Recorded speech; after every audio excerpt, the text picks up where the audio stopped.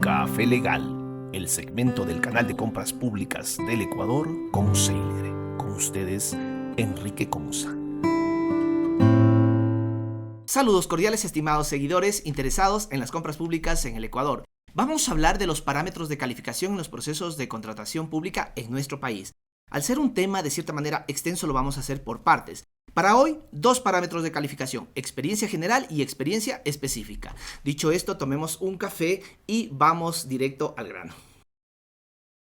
Como sabemos, las compras públicas desde el punto de vista económico son oportunidades que tienen los proveedores para vender sus obras, sus bienes, sus servicios o incluso las consultorías a las entidades contratantes. Ahora bien, previamente a la publicación del concurso, la entidad debe definir y aprobar las bases del mismo. En este sentido, la esencia de dichas bases lo constituyen los parámetros que van a servir a la entidad para evaluar, para calificar a los proveedores y sobre todo determinar al ganador del concurso, al proveedor adjudicatario del proceso de contratación respectivo. En la misma medida, dependiendo del procedimiento de contratación, algunos parámetros se evalúan bajo la metodología cumple o no cumple.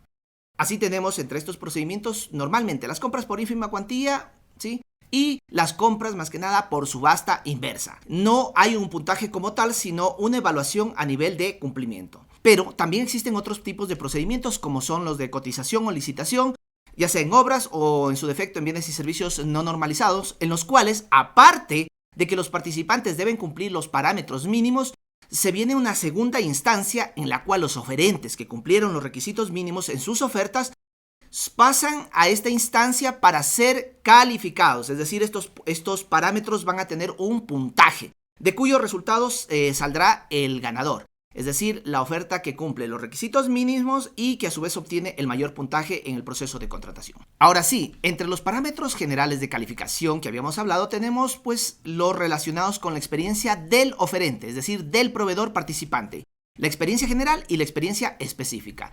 Estos dos tipos de experiencia son dos parámetros que las entidades les piden al sujeto, es decir, al oferente, al proveedor participante, sea este persona natural, persona jurídica, compromiso de asociación o a su vez consorcio, ¿no? Aclaro esto porque estos parámetros fueron eliminados hace poco para el procedimiento de subasta inversa. Leamos lo que nos dice el Reglamento General, la Ley Orgánica del Sistema Nacional de Contratación Pública, que entró en vigencia a partir del mes de agosto del 2022.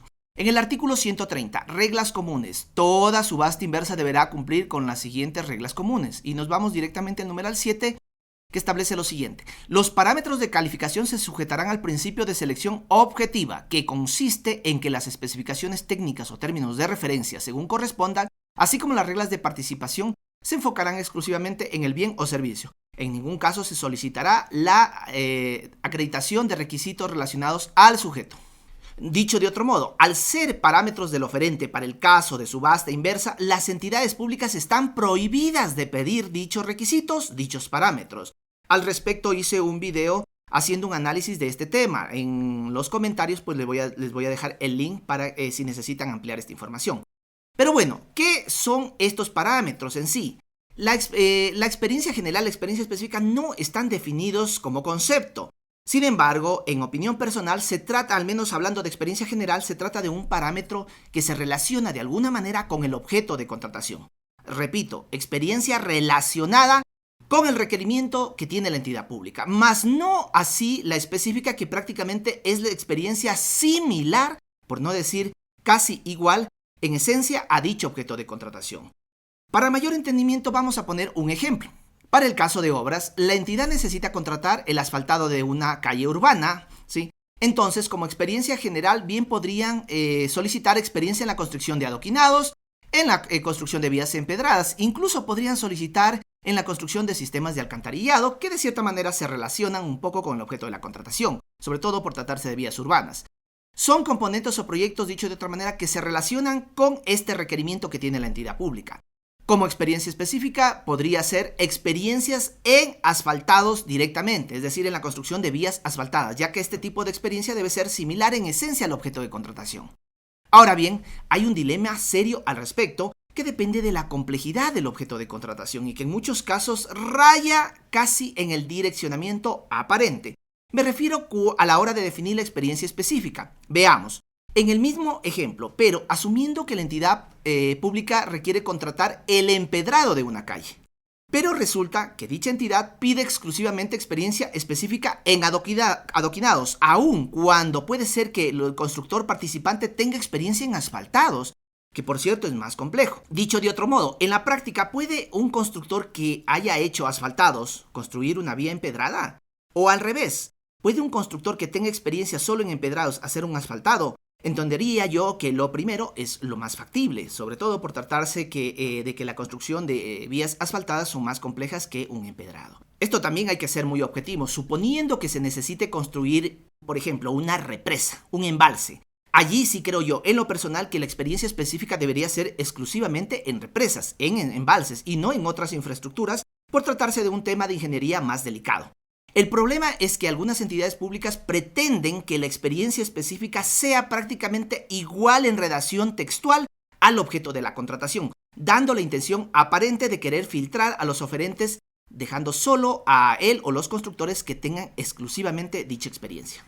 Otro ejemplo para el debate, ¿no? En la construcción de aceras, ¿sí? Cuando se quiere contratar la construcción de aceras y pedir como experiencia específica la exclusividad solo en aceras y con ello eliminar a los constructores que tengan experiencia exclusiva en bordillos. Bueno, ahora sí dejando este dilema. Para medir o calificar las experiencias se suelen solicitar actas de recepción, facturas, contratos. Y aquí hago un paréntesis para mencionar un error común que suelen cometer algunas entidades públicas. No diferenciar las experiencias dadas en el sector privado del sector público, obligando a que hayan exclusivamente actas de entrega-recepción en ambos casos. Estimados, el acta de entrega-recepción es un documento que nace y se originó, digámoslo así, en el sector público. Es normalmente en el sector público donde se maneja, las actas de entrega-recepción, más no así la factura, que se utiliza tanto en el sector público como privado. Que algunos oferentes hayan desarrollado estos documentos para cumplir en estos procesos de contratación pública no significa que sea lo cotidiano. Seamos lógicos, si uno contrata un electricista para intervenir en sus casas, ¿no? Una vez que termine se le pague y que emita la factura, ¿sí? Y pare de contar.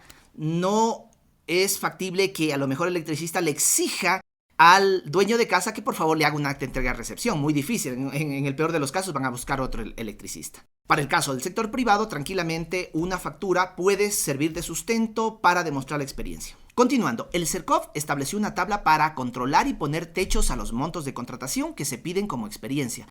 Veamos para ello los pliegos de uso obligatorio para las entidades públicas en el caso de obras.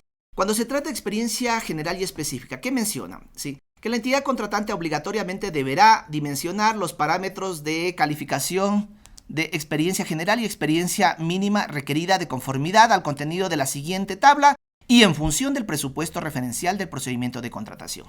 Como vemos, estos requisitos que vemos aquí son de la experiencia general y específica mínima requerida para los procedimientos de contratación de régimen común. En este caso estamos revisando el tema de obras, ¿no?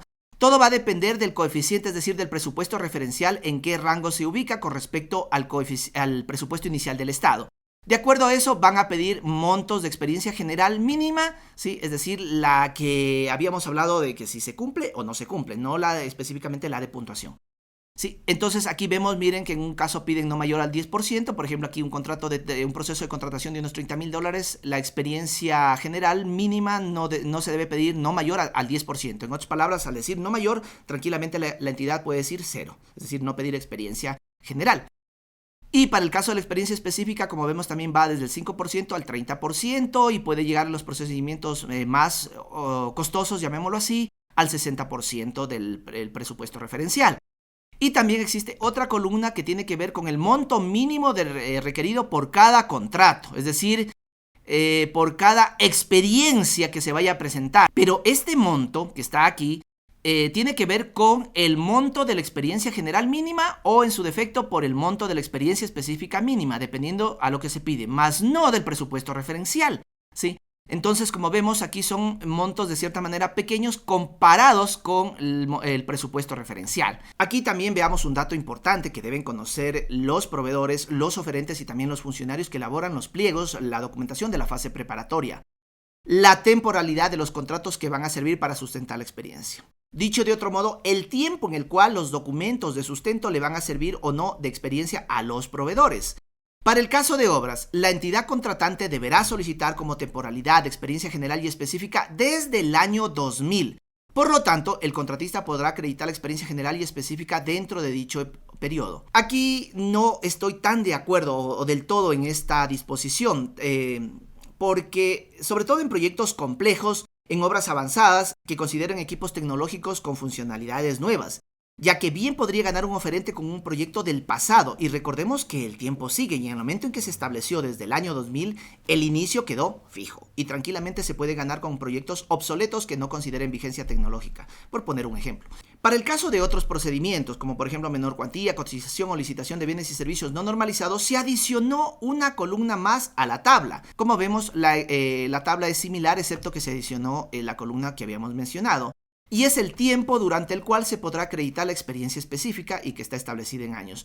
Entonces recordemos que para obras era de 20 años. Sin embargo, acá también va a depender del presupuesto referencial, y el tiempo en el cual se podría acreditar la experiencia estaría dado de 5 años, de 7 años y 10 años, que serían los máximos, al menos para los proyectos que tienen un presupuesto referencial alto, llamémoslo así. Bueno, me extendí un poco en este tema, ¿no? Pero de todo esto, ¿qué podemos sacar? De que las entidades deben utilizar mucho el sentido común y objetivo para definir los parámetros de contratación, en especial las experiencias general y específica que se pueden solicitar a los oferentes. La fundamentación, la motivación de por qué dichos parámetros es importante al respecto, para evitar cuestionamientos, incluso posibles denuncias. Finalmente, no debemos olvidar que se debe analizar y determinar de forma precisa y sin ambigüedades los documentos que se deben exigir a los oferentes a cargo de dichas experiencias, ya que existen figuras o documentos que nacen en el sector público más no en el privado. Aquí les dejo, por cierto, una pregunta a todos nuestros seguidores.